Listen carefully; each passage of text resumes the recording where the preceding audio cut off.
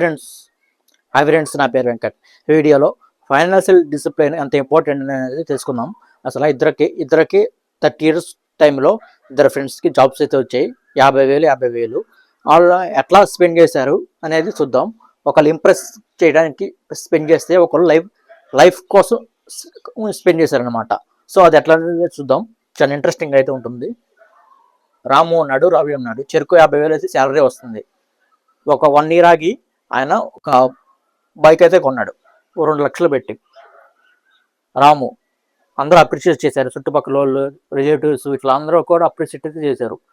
రెండో అతను మళ్ళీ 2 years ఆగి కారు కూడా కొన్నాడు, ఇంకా అప్రిషియేషన్ చేశారనమాట, ఇంకా పెద్ద పొగిడారు. ఇంకొక అతనేమో సేమ్ టైంలో ఆయన ఇన్వెస్ట్ చేశాడు. మ్యూచువల్ ఫండ్ కానీ, గోల్డ్ కానీ, ల్యాండ్ కానీ. అదే డబ్బులు 2 లక్షలు ఉన్నాయో, ఈయనైతే ఎంత పెట్టాడో, ఈయన కూడా అంతే ఇన్వెస్ట్ చేశాడు, సేమ్ అమౌంట్. కాకపోతే ఈయనకి అప్రిషియేషన్ రాలేదు, అంటే చుట్టుపక్కల కనిపించలేదు కదా, అది ఇన్విజిబుల్గా ఉంటుంది కదా, ఎవరైతే ఆయన మెచ్చుకోలేదు అనమాట. సో ఈయన మెచ్చుకుంటారు. సో ఇంకొక అతను కారు కొన్నాడు కదా 10 లక్షలు. ఆ 10 లక్షలు అయితే ఈయన కూడా 10 లక్షలు ఇన్వెస్ట్మెంట్ చేశాడు. సో ఇంకా అట్లా ఇన్వెస్ట్మెంట్ చేసుకుంటూ వెళ్తున్నాడు. ఈయన లైబిలిటీస్ పైన ఖర్చు పెట్టుకుంటూ వెళ్తున్నాడు అనమాట. నకిలీ ఆస్తులు అంటారు, లైబిలిటీస్ అంటారు అనమాట. దీనివల్ల మనకి ఇంప్రెస్ అయితే వస్తుంది, కానీ యూస్ అయితే తక్కువ ఉంటుంది అనమాట. అవసరానికి మన బైక్ పైన వెళ్ళొచ్చు, ఆటోలో వెళ్ళొచ్చు, దేనిపైన కూడా వెళ్ళొచ్చు. కాకపోతే ఈయన అదే చేస్తున్నాడు అనమాట. ఆటోలో వెళ్తున్నాడు, అన్ని సేవ్ చేసుకుంటున్నాడు, దాచుకుంటున్నాడు ఫ్యూచర్ కోసం. ఏంటిది వచ్చినట్టు ఖర్చు పెట్టేస్తున్నాడు. ఒక 10 years అయినాయి అనమాట. ఈయనకేమో జాబ్ పోయింది. సో ఈయనకి జాబ్ పోయింది, 40,000 వచ్చినాయి. ఇద్దరికి జాబ్ అయితే పోయింది. టోటల్ ఈయన 2 కోట్లు అయితే దాచాడు అనమాట. 40 సంవత్సరాలు 10 years అయితే కొద్దిగా కష్టపడి, కొద్దిగా ఎక్స్ట్రా డ్యూటీ చేసి, కొద్దిగా సేవింగ్ చేసి 2 కోట్లు అయితే దాచాడు.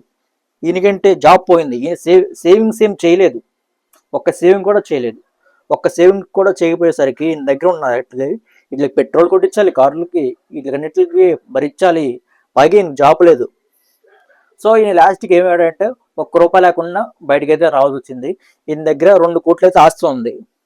అంటే 10 years కదా, ఫస్ట్ పెట్టిన లక్ష అనుకోవచ్చు, అవి పెరుగుతూ ఉంటాయి కదా, పెట్టినట్టు ఉండవు కదా, ఇంకా పెడతా ఉన్నాడు కదా. సో ఆయనకి 50,000 పెట్టాల్సిన అవసరం లేదు, 40,000 30,000 అట్లా పెట్టుకుంటే వచ్చాడు అనమాట. అవి 2 కోట్లు 10 years తర్వాత, అంటే కాంపౌండ్ ఎఫెక్ట్ యాడ్ అయిన తర్వాత. మీ కాంపౌండ్ ఎఫెక్ట్ క్యాలిక్యులేటర్ ఇంటర్నెట్లో ఉంటుంది, అది కూడా చూసుకోండి. సో అనమాట, ఇదనమాట. ఇప్పుడు ఆయన ఒక 50 లక్షల కారు కొనుక్కున్నా, ఆయన వస్తువులు కొనుక్కున్నా సరే, ఈయన లైఫ్ లాంగ్ ఇది వచ్చే ఇంట్రెస్ట్తో బతికవచ్చు. ఇది తెలివైన చేసి ఇట్లా చేస్తారనమాట. షో అయితే చేసుకోరు, ఒకళ్ళు ఇంప్రెస్ చేయాలని చూసుకోరు అనమాట. వాళ్ళకు ఉన్నదానికి బతికేస్తారనమాట. ఇంకొకళ్ళు అయితే ఇంప్రెస్ చేయాలని చూస్తారు, ఇంప్రెస్ అయితే అవుతారు, తర్వాత మనకే లాస్ అనమాట. సో చూసి అయితే మీరు ఖర్చు పెట్టుకోవాలి. ఇది పెరాబుల్ పైబుల్ అనే కాన్సెప్ట్ వచ్చిందనమాట. ఎప్పుడైతే మనకి ఇంప్రెస్ ఉంటుందో అక్కడ గ్రోత్ అయితే ఉండదు. ఎక్కడైతే ఇంప్రెస్ ఉండదో, సైలెంట్గా ఉంటుందో, అక్కడైతే మన గ్రోత్ అయితే ఉంటుంది. Thank you for watching.